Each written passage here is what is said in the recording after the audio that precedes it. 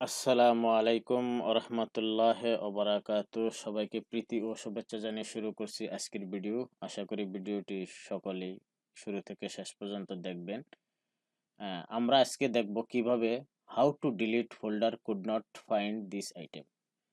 আমার এই ফাইলটি আমার এই ফোল্ডারটি ডিলিট করতেছি কিন্তু ডিলিট হচ্ছে না। দেখুন, item not found, could not find this item, এটা ডিলিট হচ্ছে না। যতবারই চেষ্টা করা হচ্ছে এই ফোল্ডারটি ডিলিট হচ্ছে না। এই ফোল্ডারটি কিভাবে ডিলিট হবে এর সমাধান নিয়ে আজকের এই ভিডিওটি। আমরা প্রথমেই রান অপশনে যাব। গেলাম রান অপশনে। রান অপশনে যাওয়ার পর আমরা কিবোর্ড থেকে সিএমডি ক্লিক করলাম। করার পর এখানে আমরা লিখব সিডি স্পেস স্ল্যাশ ডি। এরপর যেটা করব আমরা স্পেস দিয়ে যেটা করব, যে ফোল্ডারটি ডিলিট হচ্ছে না আমরা সেই ফোল্ডারটি রাইটে ক্লিক করব, প্রপার্টিসে যাব। প্রপার্টিসে যাওয়ার পর লোকেশন যেটা আছে এই লোকেশনটা আমরা এখান থেকে কপি করলাম। কপি করার পর আমরা এই জায়গাটায় রাইটে ক্লিক করলেই এটা চলে আসবে, অটোমেটিকলি চলে আসবে। তারপর আমরা কিবোর্ডে এন্টার দেব। কিবোর্ডে এন্টার দেওয়ার পর লিখব dir স্পেস স্ল্যাশ এক্স। দেওয়ার পর আমরা কি করব, এন্টার দেব।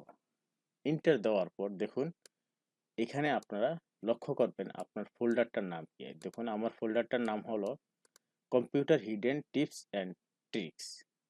এই নামটা কোথায় আছে আমরা এখানে লক্ষ্য করব। এই নামটা এই যে computer hidden tips and tricks, এই জায়গায় যেটা আছে আমরা দেখব CUMPUT, এই লেখাটাই আমরা এখানে লেখার চেষ্টা করব। লেখার আগে আমরা কি করব, কিবোর্ডের RMDIR space slash Q slash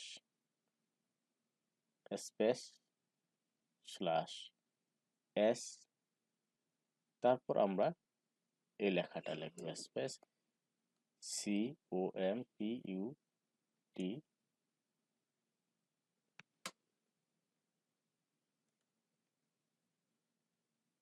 dot 1।